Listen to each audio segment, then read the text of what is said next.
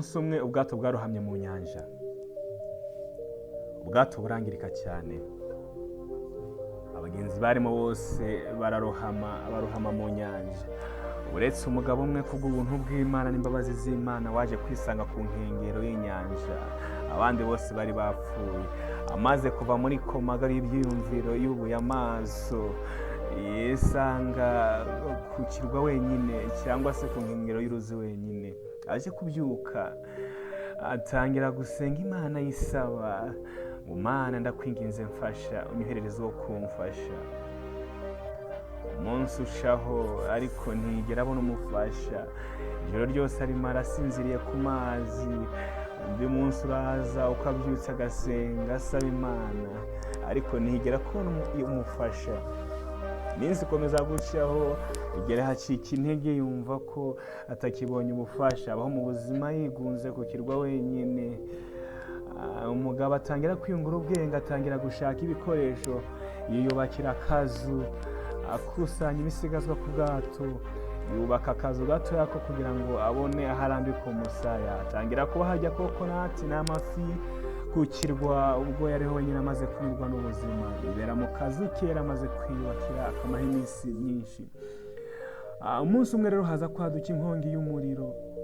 Ubwo umugabo yagarukaga aje ku kazu ke abona karimo gusha, atangira afatwa n'akaboro kenshi cyane, n'akazu yiyubakiye abona gahiye. Atangira gutunganya Imana yivovota mu kaboro kenshi, araramye hejuru, arayibwira ati Mana naragusenze wanga kunyumva, gusaba ubufasha wanga kubumpa. Isengesho ryanze wanga kuryumva, none n'akazu nari niyubakiye nakutumye kagenda. Mana niki kikundekesheje? Niki kikundekesheje Mana? Abaho mu buzima babayigunze, yivovotera Imana burinda bwira.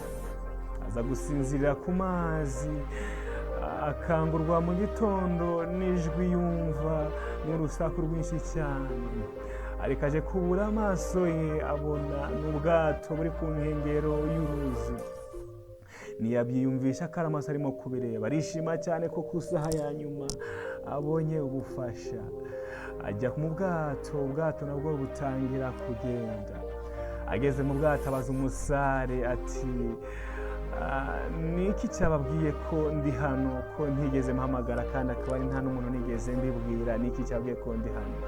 Aramusubiza ati twabonye ibimenyetso by'umuriro ku kirwa, twiyumvisha ko hari umuntu ushobora kuba uhari uko byagenda kose.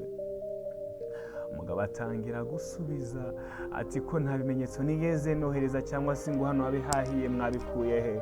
Umusare amubwira ati ni gutyo byagenze, nibyo byatuzanye hano, tugize amahirwe turakubona. Umugabo ataje kwiyumvira cyane, yibuka ko hari akazu ke kigeze gushya, yumva ko ariko gashobora kuba kazanye abasare kumurohora.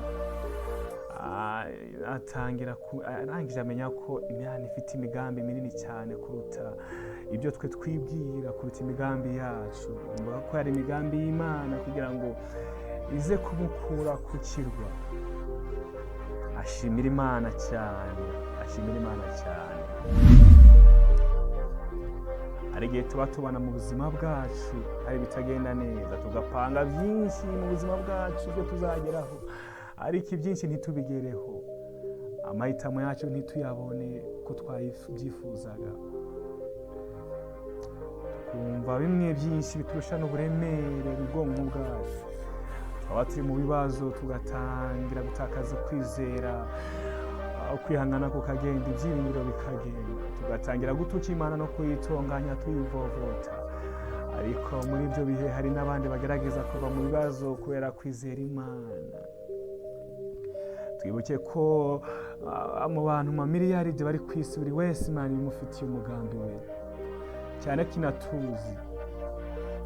Tugomba gukora cyane tugakomeza kugenda uko imbaraga zacu zingana, twizera Imana.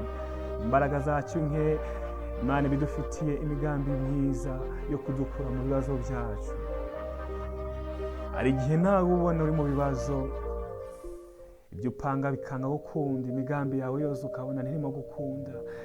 Igihe cyose ujya wibuka ko nyuma y'ibyo, hakurya y'ibyo, Imana igufitiye imigambi myiza.